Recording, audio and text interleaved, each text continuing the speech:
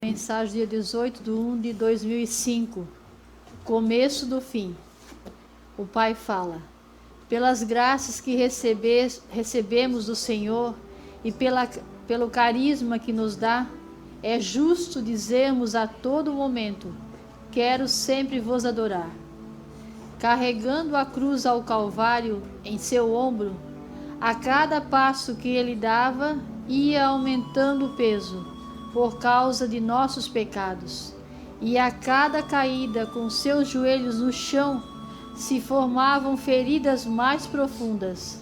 Sentia as dores, mas não reclamava, também não chorava, só dizia: Pai, perdoa-lhes, meu Deus, porque eles não estão sabendo o que vêm fazendo.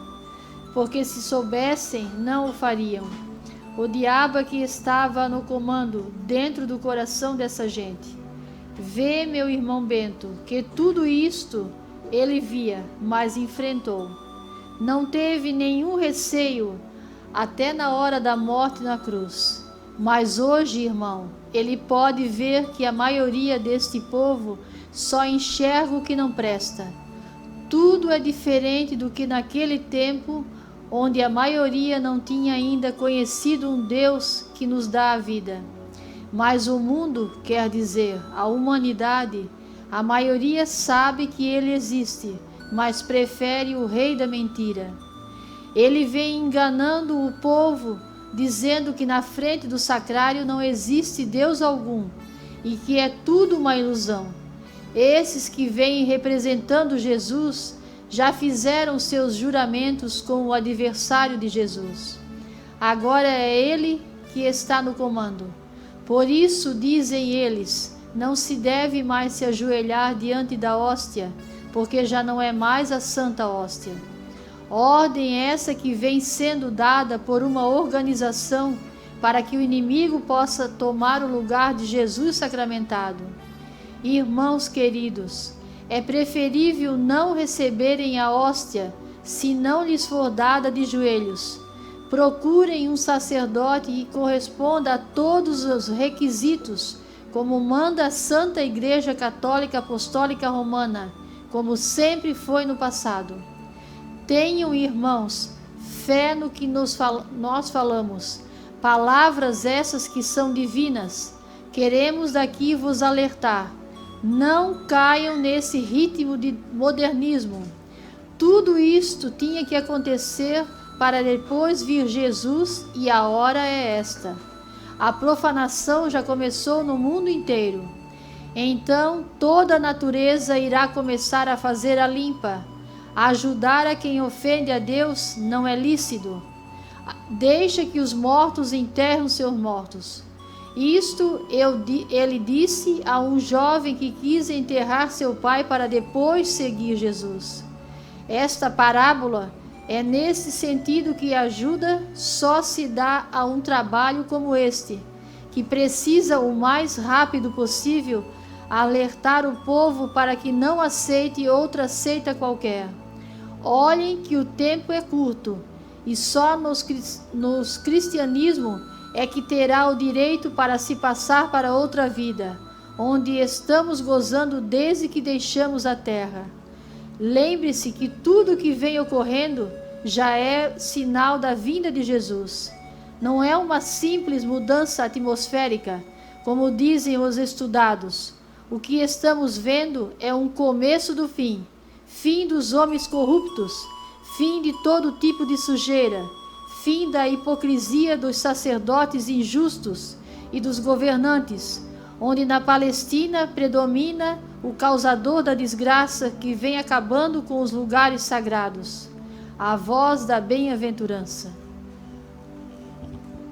A mensagem começa falando sobre a paixão de Jesus.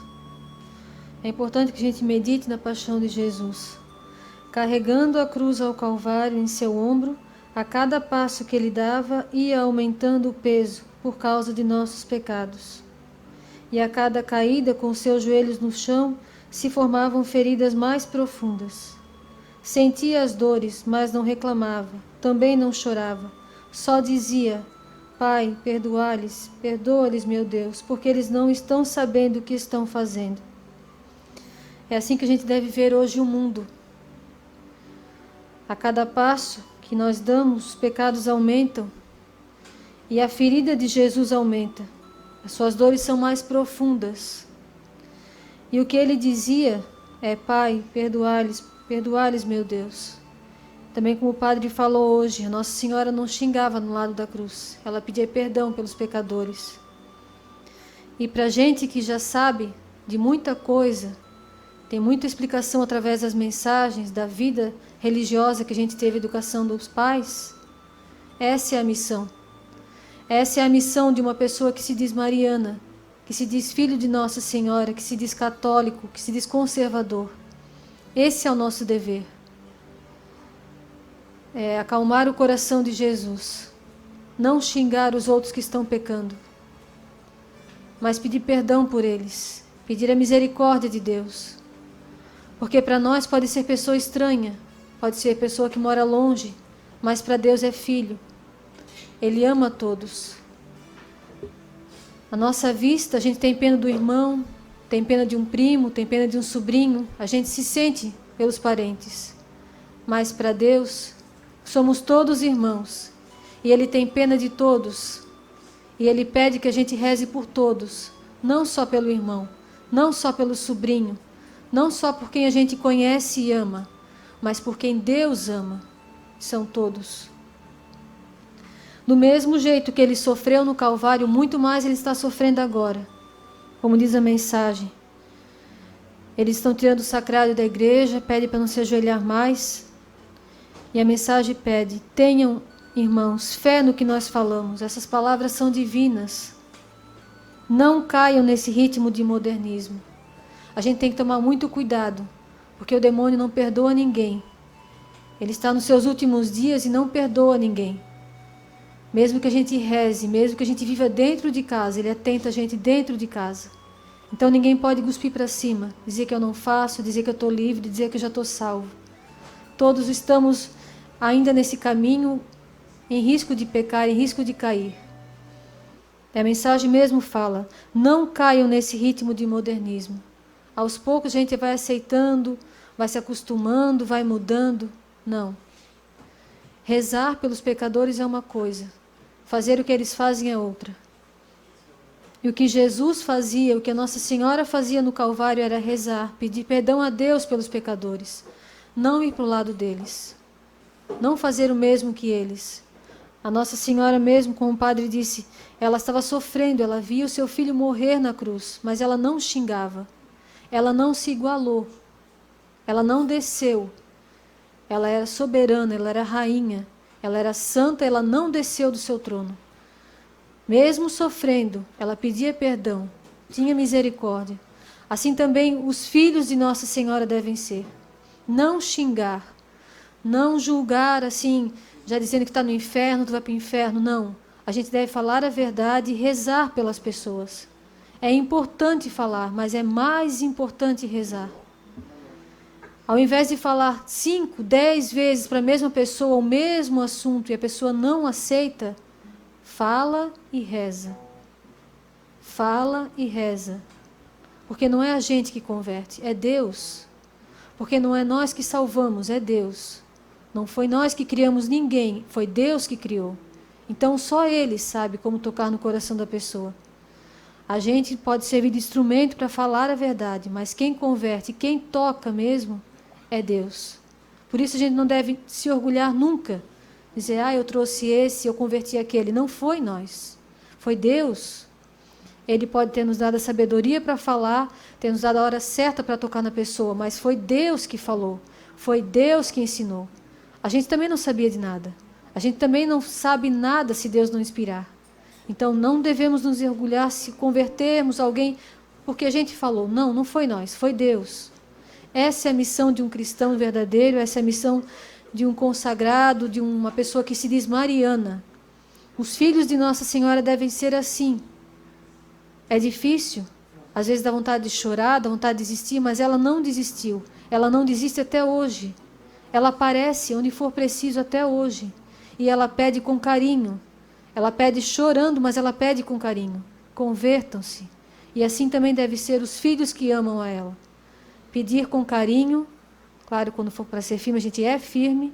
Não deixar profanar o templo de Deus é diferente de uma pessoa que está lá fora e não sabe de nada. Dentro da igreja a gente deve exigir o respeito, mas lá fora falar com toda delicadeza, com todo carinho, para que as pessoas saibam que quem ama a Deus é feliz. Quem ama a Deus está certo, porque Deus é a verdade, Deus é a felicidade.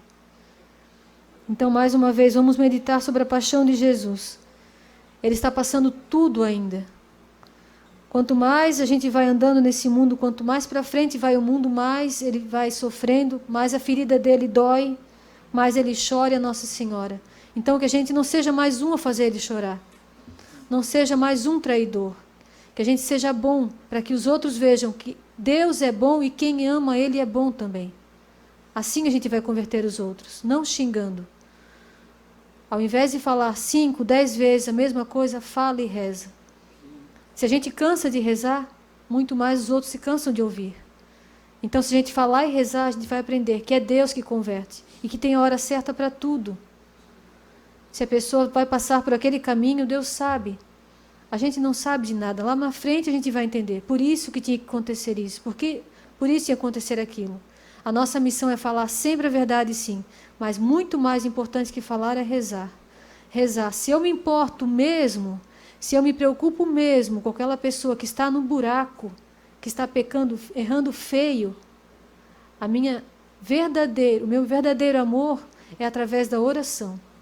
Eu tenho que pedir a Deus misericórdia por ele, para que ele enxergue a verdade.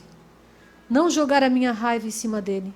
Não jogar, pisotear, me orgulhar. Eu não faço, tu faz. Eu não faço, tu faz. Não, isso não é amor. Isso é orgulho.